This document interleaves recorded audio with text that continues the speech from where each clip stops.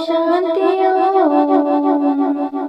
महाविनाश के लिए तैयार हो, जागो। महाविनाश तो होना जरूरी है और होगा ही। जैसा स्लो पॉइजन धीरे धीरे किसी चीज को खत्म करता है, उसी तरह से धीरे धीरे विकारों का महाविनाश होने ही वाला है। विनाश तो होना ही है, तो अपनी आत्मा को पवित्र जरूर बनाना है। अगर हम अपनी आत्मा को एक सही दिशा दे तो हम जरूर परमात्मा के छत्र छाया में आ जाएंगे और आने वाली विपदाओं से 100% सुरक्षित हो जाएंगे। आने वाली विपदाएं क्या होंगी? आने वाली विपदाएं ये होंगी, बहुत से नेचुरल कैलामिटीज होंगी और भूकंप आएंगे। हमारे घर के अंदर के बारीक बारीक झगड़े होंगे। हमारे घर के ही नहीं, अब हमारे देश के भी झगड़े रहेंगे। युद्ध होगा, महायुद्ध होगा, महामारी फिर से बढ़ेगी। खाना पानी की भी प्रॉब्लम हो सकती है।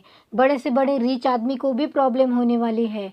वो तो होंगे ही, पर विकारों से क्या होगा? विकारों से ये होगा कि सारे घरों में झगड़े होते रहेंगे। आपस में ये छोटे छोटे से बैर भी, छोटी छोटी बातों में ये जो झगड़े हो रहे हैं, घरों के टुकड़े हो रहे हैं। बहुत से शकुनी मामाएं हैं, बहुत से कैके हैं जो सारे घरों में झगड़े जहर फैला रही है, अपने स्वार्थ के लिए घर तोड़ रही है, सारे घरों को विभाजित कर रही है। और सारे यंगस्टर भी इसमें शामिल है। अपनी स्वतंत्रता पाने के लिए पूरे परिवार अलग अलग हो गए हैं। अपनी छोटी सी इच्छा के लिए सब अपने मत से जी रहे हैं। तो ये ज़्यादा हो गया है। युद्ध होगा, एक दूसरे को मारेंगे, सब लाशें बिछेंगी। अगर बाहरी देश में भी युद्ध होता हो, हमारे देश में भी युद्ध नहीं होता हो, फिर भी बाहरी देशों से जो भी युद्ध होगा उसके सारे केमिकल्स से वातावरण, वायुमंडल खराब होने वाला है। हमारे शरीर को ऐसे इन्फेक्शन जैसे, एलर्जी जैसे कुछ रोग आने लगेंगे। तो धीरे धीरे ऐसे महामारियां भी फैलते जाएंगी। तो ये बहुत ही गंभीर समस्या है, आप समझिए। तो घर में आप कितनी भी सिक्योरिटी करो, डॉक्टर के हाथ में भी कुछ नहीं रहेगा, क्योंकि डॉक्टर भी इंसान है। वो जितना मेहनत कर रहा है, बहुत कर रहा है, आप उनकी जान की रक्षा भी नहीं कर रहे हैं। आप अपना ही मनमानी कर रहे हैं, अपने विकार से बाज नहीं आ रहे हैं। नई विपदाओं का सामना करना है, यानी कि आने वाले दिनों में अभी बेरोजगारी बढ़ेगी। सारे रोजगार के अलग अलग नए नए तरीके आएंगे, बहुत ही नए रहेंगे जो हमें पता नहीं है। युवा अभी भी इसमें नहीं है, युवाओं को पता नहीं कि नया ज़माना भी कैसा रहेगा। सब बदलने वाला है, सब टेक्नोलॉजी भी बदलने वाली है, नौकरी के रिसोर्सेज भी बदलने वाले हैं, सब कुछ बदलने वाला है। तो इसके लिए हमें तैयार होना है। अगर हम ऐसे ही पार्टियां मनाते रहे, ज़रूर ज़िंदगी है आनंद से रहने की, मज़ा करने की, लेकिन ज़िंदगी ये भी है, पहले मेहनत करो फिर मज़ा लो, मेहनत का फल खाओ। गंदे लोगों से गंदी चीज़ें मत सीखो। जो गंदा है वो गंदा है, उसको छोड़ दो। आने वाली विपदाएं इन्हीं से आने वाली है। देवताओं ने आपको तो बहुत आह्वान किया। ये जो ब्रह्म कुमार और ब्रह्म कुमारियाँ, ये देवता नहीं तो क्या है, ये आपको आह्वान कर रही हैं, आपको अंध भक्ति से बचा रही हैं। फिर भी आप अज्ञानी, अंध भक्ति और धर्मांधता के वश और विकारी व्यसनों के वश झगड़े करते रहते हैं। झगड़ों में कुछ नहीं मिलता है, झगड़ों में सिर्फ बर्बादी निकलती है। किसी का सुनो मत, अपने परिवार में इकट्ठे रहो। नौजवानों, बड़ों का सुनो, बड़ों से गुस्सा मत हो। और बड़े भी, आप भी नौजवानों को समझो। आज उनकी स्थिति बहुत ही क्रिटिकल है, जॉब्स नहीं है। कोविड के कारण बहुत से जॉब्स ख़त्म हो गई है, क्योंकि बिजनेस भी उतना इनकम नहीं निकाल पा रहे, तो वो भी सैलरी कहाँ से देंगे। तो बहुत सारी विपदाएं आज नौजवानों पे भी आने वाली है। तो बहुत से माता पिताओं को भी मैं हाथ जोड़ के बोलती हूँ कि अपने युवाओं को बाहर की दुनिया से बचाओ। अपने युवाओं को अच्छी तरह से प्यार से समझाओ, उनके भी प्रॉब्लम समझो। बाहर उनके लिए कितना खतरा है। सारी विकारी आत्मा राक्षस की तरह, रोग की तरह फैल रहे हैं। तो आगे इससे भी ज़्यादा कठिन परिस्थिति होने वाली है। सब एक साथ रहो। जब विपदा आती है तो सारे परिवार को एक रहना चाहिए, लेकिन हम विकारों में पड़े हुए हैं, अपने स्वार्थ में अड़े हुए हैं, अपने अहंकार में अड़े हुए हैं। इसीलिए हम अपने विकारों को छोड़ नहीं पा रहे हैं। अपने इस इच्छाओं का, जो बेकार की इच्छाएं हैं, उनको छोड़ दो। गलत संगत छोड़ दो। गलत लोगों से ही विपदाएं आने वाली है। और जो आपको बुरी आदतें लगवा रहे हैं, वो तो विपदाओं में जाएंगे ही जाएंगे, लेकिन आपके साथ साथ आपकी पूरी फैमिली को और आपकी आने वाली पीढ़ियों को भी बर्बाद कर रहे हैं। तो आप सारे यंगस्टर ये गंदे गंदे विकारों से बाहर निकलिए।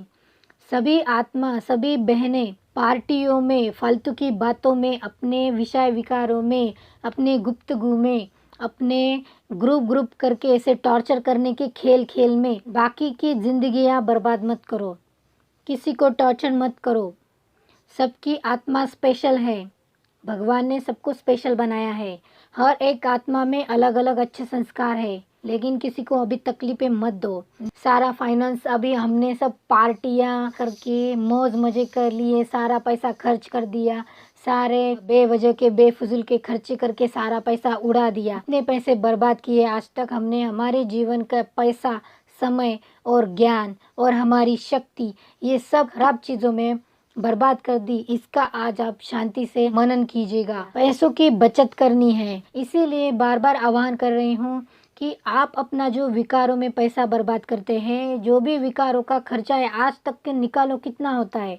वो सारा खर्चा अगर आप अपना अच्छे खान पान में रखोगे, अपनी आत्मा और शरीर को निरोगी और सुदृढ़ रखने के लिए इस्तेमाल करोगे, तो ही तो विपदाओं से बचने के रास्ते निकल आएंगे।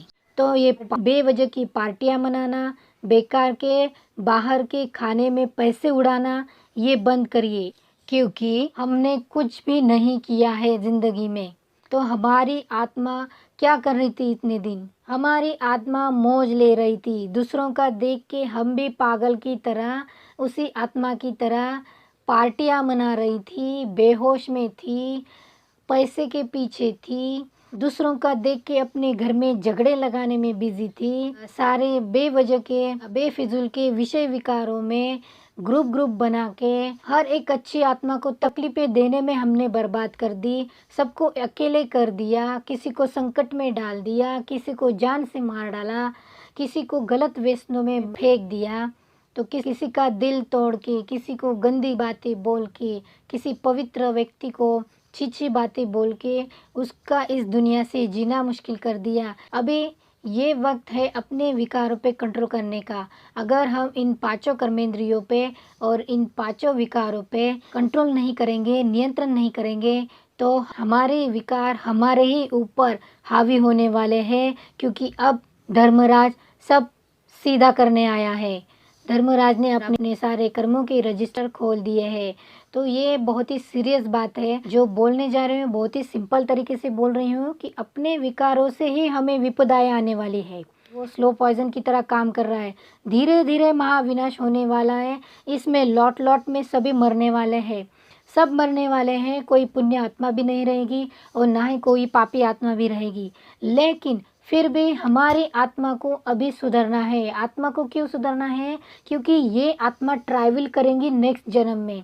तो हम तो मरने वाले भी हैं, पर मरने से पहले जो भी हमसे गलतियां हुई हैं, हमसे विकार हो रहे हैं, हमसे विकार छूट नहीं रहे हैं, हमें जो कमियां हैं, हमारी आत्मा में जो कमज़ोरियां हैं, वो जो लीकेजेस है वो हमें भरने हैं। वो ज्ञान मार्ग से भरने हैं और सच्चा और सही मार्ग से भरने हैं। और यही हमें ज्ञान का मार्ग दिखलाने साक्षात परमात्मा शिव जी इस सृष्टि पे अवतरित हो चुके हैं। आपको अलर्टनेस मैसेज देते जा रही हूँ।